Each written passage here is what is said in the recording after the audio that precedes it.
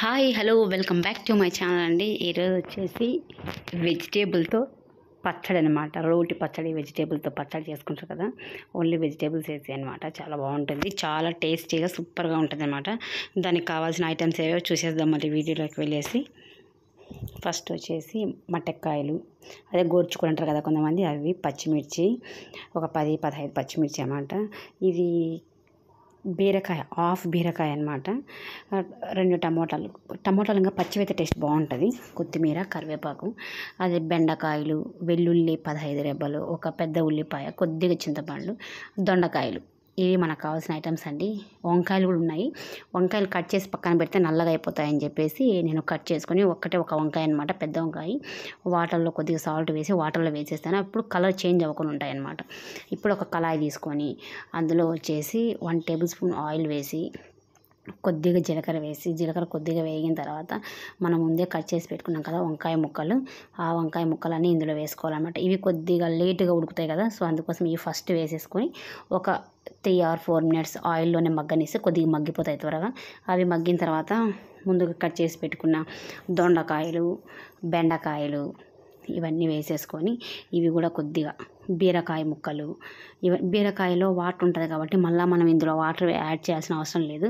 ఈ ముక్కలన్నీ వేసేసి వెజిటేబుల్స్ అన్నీ వేసినాక ఆయిల్లో బాగా ఒక గరిటె తీసుకొని తిప్పేసి మూత పెట్టేసుకోవాలన్నమాట. మూత పెట్టేసుకుంటే ఒక 5 minutesకి మెత్తబడిపోతాయి అన్నీ. దీంతో వాటర్ యాడ్ చేయాల్సిన అవసరం లేదండి, అన్నీ ఆయిల్లోనే బాగా నీట్గా మగ్గిపోతాయి అన్నమాట. ఇవి కొద్దిగా మగ్గేంత వరకు మనం ఒక 5 minutesకి మూత పెట్టేసినామంటే ఆ ఆవిరికే మొత్తం ఉడికిపోతాయి. ఇలా మూత పెట్టేసుకోవాలి.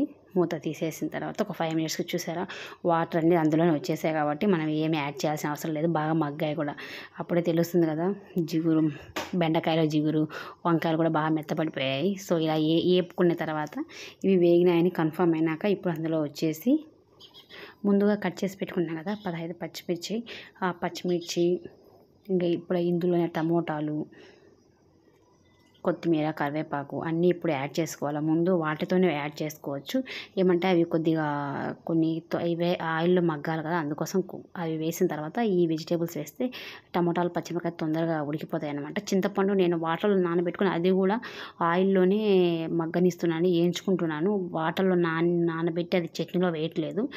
కొత్తిమీర, కరివేపాకు కూడా వేసేసి ఇవన్నీ అన్ని ఆయిల్లో బాగా మిక్స్ అయ్యేలాగా, ఈ పచ్చిమిర్చి, టమోటాలు మిక్స్ అయ్యేలాగా బాగా కలిపేసుకున్నాక ఇంకొక 3 or 4 minutes మనము మూత పెట్టేసి అలాగే పెట్టేసామంటే ఆ ఆయిల్లో ఇవి కూడా బాగా మగ్గిపోతాయి అన్నమాట. తర్వాత స్టవ్ ఆఫ్ చేసేసుకోవడమే. ఇప్పుడు ఇవన్నీ వేగినాయి అన్నమాట. మనం ముందే చూసారు కదా, ఇవన్నీ వేగిపోయాయి. ఇవన్నీ వేగిన తర్వాత ఇప్పుడు ఇవన్నీ ఒక ప్లేట్ తీసుకొని సపరేట్ చేసుకోవాలన్నమాట. ఇవన్నీ పక్కన పెట్టేసుకున్నాక అదే కళాయిలో ఇంకొద్దిగా ఒక 1/2 టేబుల్ స్పూన్ ఆయిల్ వేసి ఉల్లిపాయలు కట్ చేసి పెట్టుకున్నాం కదా, ఆ ఉల్లిపాయలు కూడా ఇప్పుడు ఆ ఆయిల్లో కొద్దిగా మగ్గని వాళ్ళ పచ్చి వాసన పోయేంత వరకు వేపుకుంటే, మరీ మెత్తగా వేపుకోకూడదండి. చట్నీ పచ్చడి కదా బాగుండదు మెత్తగా వేపుకుంటే, కొద్దిగా కచ్చా ఉండాలన్నమాట. మరీ మెత్తగా ఉండకూడదు, అలానే మరీ పచ్చిగా ఉండకూడదు అనమాట. నార్మల్గా ఒక 2 minutes నూనెలో అలా వేపుకుంటే అవి కొద్దిగా వేగిపోతాయి.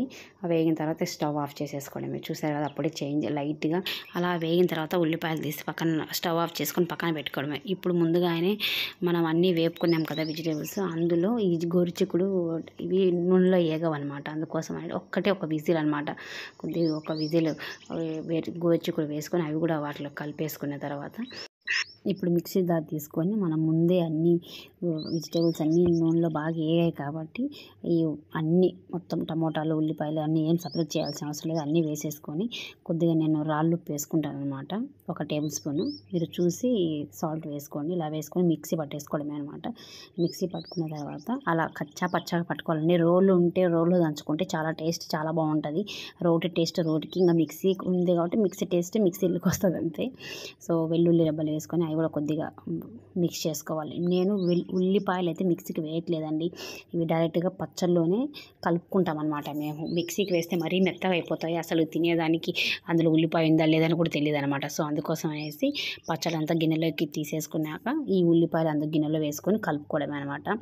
చాలా బాగుంటుందండి. వేడి అన్నంలో ఈ పచ్చడి కలుపుకొని తిన్నారంటే సూపర్గా ఉంటుంది. వెజిటేబుల్స్ తిన్న ఫీలింగ్ వస్తుంది. అలాగే పచ్చడి తినాలనుకునేప్పుడు తిన్నామనే ఫీలింగ్లో కూడా ఉంటారనమాట. నేను రైస్ పెట్టుకొని పచ్చడి అలాగే పక్కన వచ్చేసి కరివేపాకు పొడి, దాని పక్కన వచ్చి కాకరకాయ తాలింపు అనమాట. పచ్చడి కలిపేసుకొని ఒక కాకరకాయ ముక్క ఉంటుంది కదా, అది అన్నంలో పెట్టేసుకొని అలా తినేసాను. సూపర్ టేస్ట్, ఎవర్ గ్రీన్ అనమాట. చాలా అంటే చాలా బాగుంది, చాలా సూపర్గా ఉండింది అనమాట.